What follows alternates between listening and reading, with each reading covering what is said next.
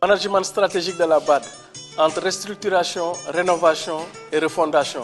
1982, la restructuration ou l'arrivée des pays non africains dans le capital. Après avoir acquis leur indépendance, les pays africains fondèrent en 1964 la BAD, à laquelle ne pouvaient adhérer initialement que les États africains. En 1982, la banque s'est ouverte aux pays ne faisant pas partie du continent africain afin de gagner de nouvelles sources de financement dans un contexte où manifestement la BAD aux ressources limitées, contribution unique des États africains, était devenue le catalyseur des multiples besoins de financement des pays membres africains traversés par des crises multiformes. Après une guerre intestine qui aura abouti à la victoire des partisans de l'ouverture du capital de la BAD aux pays non africains sur ceux qui étaient contre, la BAD allait vivre son premier tournant historique. Toutefois, le concept et la vision africaine de la BAD ont néanmoins subsisté, déclinés en 5 critères. La BAD gardera toujours son siège en Afrique, son président sera toujours un Africain, ses prêts ne vont qu'aux pays africains, son staff sera à dominante africaine et le capital appartient en majorité 60% aux Africains.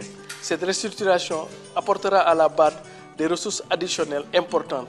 Ainsi, le capital autorisé de la BAD passera de 2,9 milliards de dollars en 1982 à 6,3 milliards de dollars en 1983, puis à 22,3 milliards de dollars en 1987. D'ailleurs, c'est dans les années 70, le cumul des crédits octroyés atteignait à peine les 20 millions de dollars par an.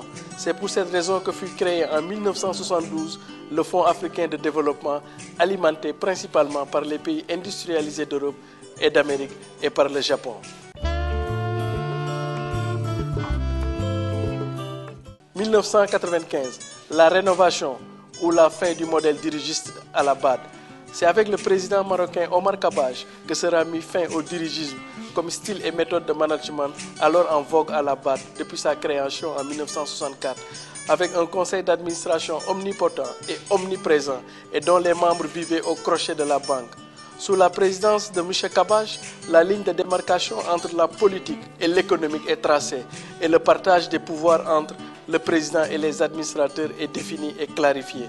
Au titre des réformes réussies par le président Kabaj, désormais les vice-présidents sont nommés sur recommandation du président sur la base de leurs compétences au lieu d'être élus par les administrateurs. Le nombre maximum de mandats sera dorénavant limité à 2 pour le président comme pour les administrateurs, alors qu'il était illimité. Avec Kabaj et depuis, les compétences priment sur les interférences politiques. Le président Kabaj aura sauvé la BAD de la déconfiture. Élu à l'arraché le 26 août 1995, le Marocain Omar Kabaj sera le président qui allait restaurer la confiance des actionnaires non africains et réconcilier la BAD avec elle-même grâce à la réussite des réformes décisives comme la bonne gouvernance, la gestion financière, la sélection des projets, la passation des marchés. Le président Kabaj aura apporté à la BAD un lifting généralisé. Avec lui, la BAD s'est rajeunie et est devenue plus professionnelle et plus moderne.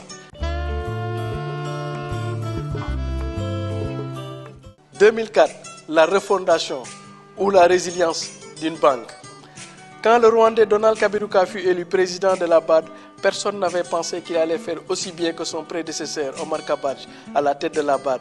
Avec le président Kaberuka, la BAD connaît du succès dans ses choix stratégiques, gestion axée sur les résultats, réagit énergiquement face aux crises économiques et politiques et s'est bien positionné par rapport à l'avenir, attractivité et maturité. Malgré la crise financière en 2008 et la récession économique depuis 2009, la BAD est demeurée très solide. Sa liquidité et sa capacité à supporter les chocs, résilience, auront valu également à la BAD de conserver sa note AAA obtenue depuis 2005. Le président Donald Kaberuka aura réussi sur 10 ans à transformer et à refonder la BAD à travers la remise à plat de ses structures, de ses méthodes, de ses mécanismes d'approbation et de contrôle, ce qui fait de la BAD une banque plus efficace et qui axe sa gestion sur les résultats.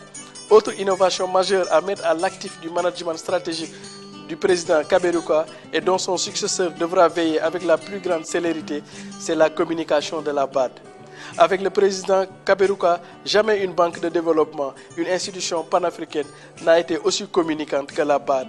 Avec un site web qui est passé d'une gestion statique à une gestion dynamique et fonctionnelle, réduisant du coup l'asymétrie dans l'information économique et renforçant de facto les valeurs de la BAD, transparence, intégrité, esprit d'équipe, excellence, un management stratégique qui a permis à la BAD d'évoluer et de progresser.